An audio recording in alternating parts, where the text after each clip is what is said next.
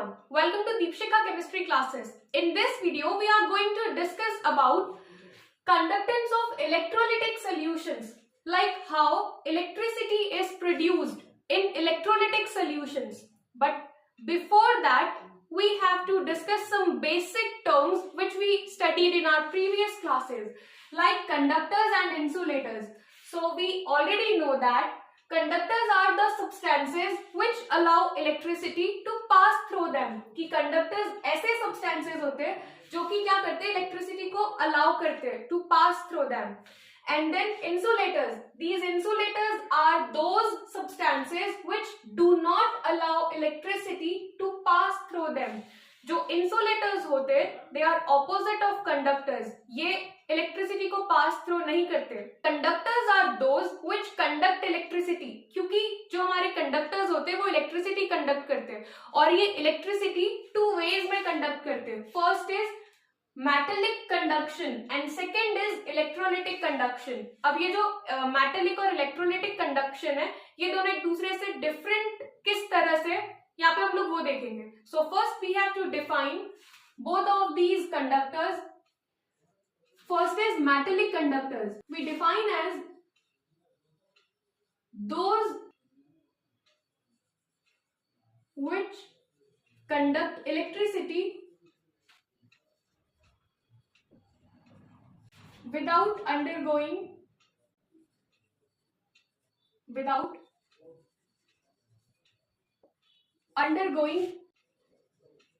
any decomposition.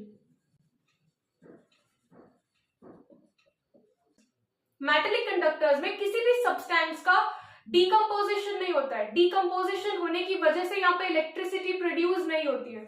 तो यहाँ पे आखिर इलेक्ट्रिसिटी प्रोड्यूस कैसे हो सकती है? तो हमको पता है कि मेटल्स के अंदर क्या होते हैं, इलेक्ट्रॉन्स होते हैं, और यहाँ पे जो फ्लो ऑफ इलेक्ट्रिसिटी होगा, this flow of electricity is due to flow of electrons only. यहाँ पे जो इलेक्ट्रिसिटी का फ्लो होता है is due to the flow of electrons. Metallic conductors में इलेक्ट्रॉन के फ्लो की वजह से इलेक्ट्रिसिटी प्रोड्यूस होती है. नेक्स्ट वी सी कि इलेक्ट्रोलिटिक कंडक्टर्स में किस तरह से इलेक्ट्रिसिटी प्रोड्यूस होती है. इसका बेस्ट एग्जांपल हो सकता है गैल्वेनिक सेल. हमने देखा हुआ है कि गैल्वेनिक सेल में जब करंट पास होता है तो करंट तभी पास होता है जब उसके अंदर क्या होने लगते हैं, आयंस क्रिएट होने लगते हैं. We define electrolytic conductance as those which undergo decomposition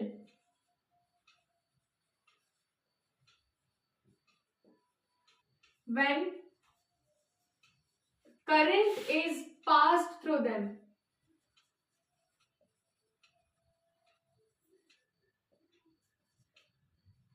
In electrolytic conductance, decomposition takes place when we pass current through them.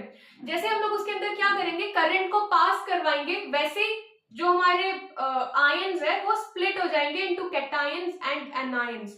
सो इसका मतलब यहाँ पे क्या होता है कि जो इलेक्ट्रिसिटी का फ्लो हो रहा है, it is due to the movement of ions के मूवमेंट की वजह से इलेक्ट्रिसिटी प्रोड्यूस हो रही है. Electrical conduction decreases on increasing temperature. And जो इलेक्ट्रोलिटिक कंडक्टर्स होते हैं, इलेक्ट्रोलिटिक कंडक्टर्स डायरेक्टली प्रोपोर्शनल होते हैं टेम्परेचर के. इनमें जो इलेक्ट्रिकल कंडक्शन होता है, electrical conduction increases on increasing the temperature. जैसे जैसे हम लोग टेम्परेचर को इंक्रीज करते हैं वैसे वैसे इसमें इलेक्ट्रिकल कंडक्शन क्या होते जाता है, इंक्रीज होते जाता है.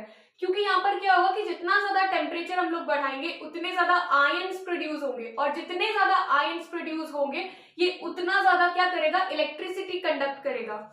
Whereas if we talking about metallic conductors, यहाँ पे metallic conductors क्या करेंगे कि जब जैसे जैसे हम लोग टेम्परेचर इंक्रीज करेंगे तो जो मेटल के अंदर इलेक्ट्रॉन्स का अरेंजमेंट होता है जिन्हें हम लोग कर्नल कहते हैं, उन कर्नल्स में वाइब्रेशन ज्यादा होगा और वाइब्रेशन की वजह से वहां पर एक दूसरे में उन मेटल एटम्स में रेपल्शन क्रिएट होने लगता है, जिस वजह से इसका कंडक्शन क्या हो जाता है, डिक्रीज हो जाता है as we increase the temperature. जो हमारे मेटेलिक कंडक्टर्स होते हैं, इन मेटेलिक कंडक्टर्स के जो एग्जांपल्स होते हैं ये हो सकते हैं मेटल्स, ग्रेफाइट, एंड जो इलेक्ट्रोलिटिक कंडक्टर्स होते हैं, इलेक्ट्रोलिटिक कंडक्टर्स के जो एग्जांपल होते हैं वो एसिड्स हो सकते हैं, बेसेस हो सकते हैं, सॉल्ट सॉल्यूशंस हो सकते हैं।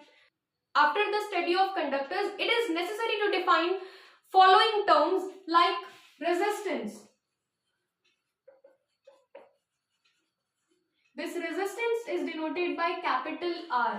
हम लोग resistance को ऐसे समझ सकते हैं जैसे कि obstruction और barrier in the flow of electric current.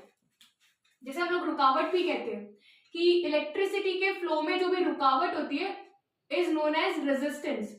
This resistance is always directly proportional to length of the wire and inversely proportional to area of cross section. R is equals to rho L upon A. Rho is constant of proportionality और इसी rho को हम लोग क्या कहते हैं, resistivity. So if we see unit of resistance, so the unit of resistance is ohm. Next, our second term is resistivity. First was resistance and second is resistivity. Resistivity is always denoted by rho.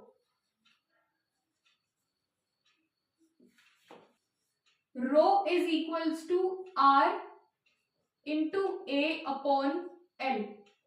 यहाँ पर क्या होगा, जो रो की unit होगी, resistivity की जो unit होती है, इट इज ओम सेंटीमीटर और we can say ohm metre. And next third term is conductance. This conductance is denoted by capital C. Conductance is the opposite of resistance, so we can say it is the reciprocal of resistance. Reciprocal of resistance is known as conductance. तो इसे हम लोग किस तरह से लिख सकते हैं, that C is equals to 1 upon R. So the unit of conductance will become ohm inverse. क्योंकि जो हमारा रेजिस्टेंस होता है, रेजिस्टेंस का यूनिट कितना क्या होता है, ओम. तो अगर रेजिस्टेंस का यूनिट ओम होगा तो यहाँ पे कंडक्टेंस का यूनिट क्या होगा, ohm inverse.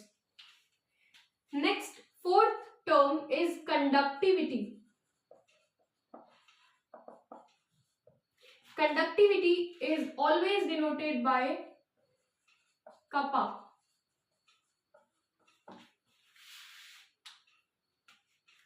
It is the inverse of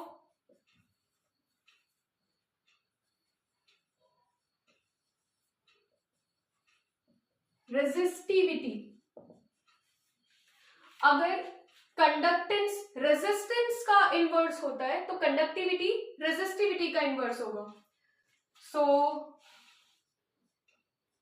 K is equals to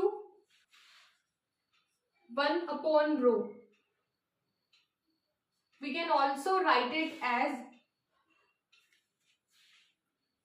L upon R into A, and its unit is ohm inverse centimeter inverse. And always remember that 1s, which is 1 Simon, is equals to 1 ohm inverse. So we write this unit as Simon centimeter inverse, क्योंकि 1 Simon जो होता है it is equals to ohm inverse. तो ohm inverse को replace करके हम लोग यहाँ पे क्या लिख सकते हैं, capital S which is Simon. Centimetre inverse,